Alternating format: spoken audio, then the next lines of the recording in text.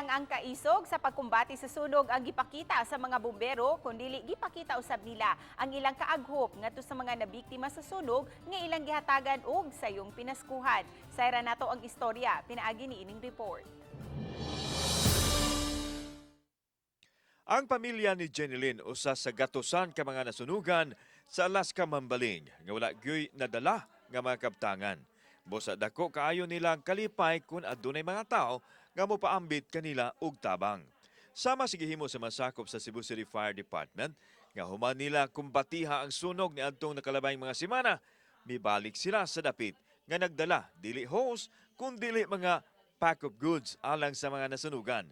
Sila mismo ang nitunol ngadto sa mga fire victims. Paghimo nato sa eskwelahan, mauni ato ang mga outreach sa ato mga bombero, kaya ang ato mga bombero dili ra na mo serbisyo mo panggapod sa katawhan.